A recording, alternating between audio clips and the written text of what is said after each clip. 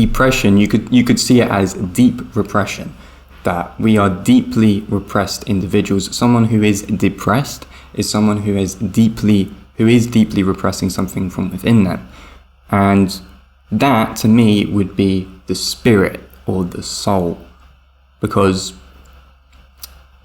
a similar word that used to be used in medieval times, medieval terminology for the word depression that has now been changed into depression, was the word dispirited.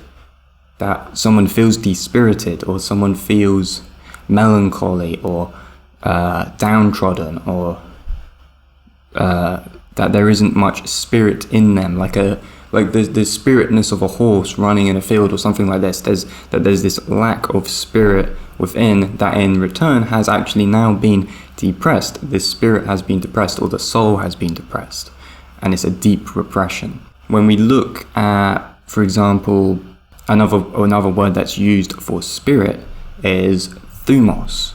So thumos means spiritedness, and that was used during, for example, the Roman Empire, when we had, gladiators or certain athletes, and it was really to represent a masculine energy of direction, action, bodily action, getting into your body, moving, getting active, pursuing your goals in the real world.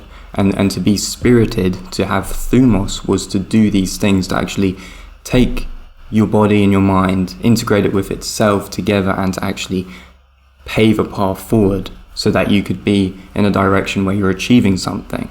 And when we look at the individual who is depressed, it's usually someone who is very much inactive in their body, someone who has not got this energy that's coming out of their soul or their spirit, which guides them forth into these things. So someone who's depressed, you need to look at the symptoms of what they are saying and what they're doing to kind of get an understanding to why they are referring to themselves as I am depressed, or I feel this. Is you have to look at their diet, you have to look at what they're doing on a daily basis, what are they consuming, what are they watching, are they sitting around all day watching Netflix and they're watching TV, what type of food they're eating in terms of junk food that's dispiriting their body and dispiriting their mentality, what are all these things that add up.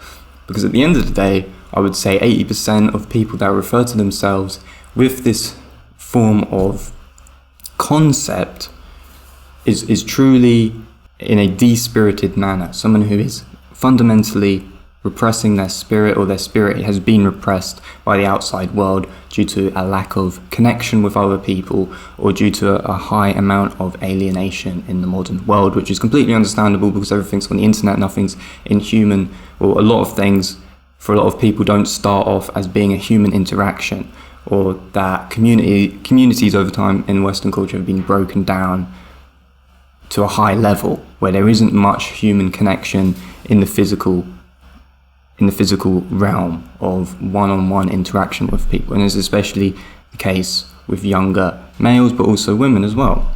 Kind of getting an understanding of these words of depression, deep repression, the word of dispirited, and understanding what the soul or what the anima is in relation to ourselves and our own motivation, our own energy, and our own ability to put things out into the world. We have to ask the question, who is the person who is seeing themselves as depressed? As we have to ask the question, what does your soul desire? What does your spirit desire? What do these fundamental things, what does that innocent kind of glowing energy that has been repressed within you desire? Because it's a repression of the spirit. And then we would probably get somewhere that's a lot more understanding than, a psychiatrist then saying, okay, you're depressed because of so and so reason, which maybe has been disproven, like the chemical imbalances of the brain, and then we're going to put you on drugs or psychoactive drugs, and that's going to help you.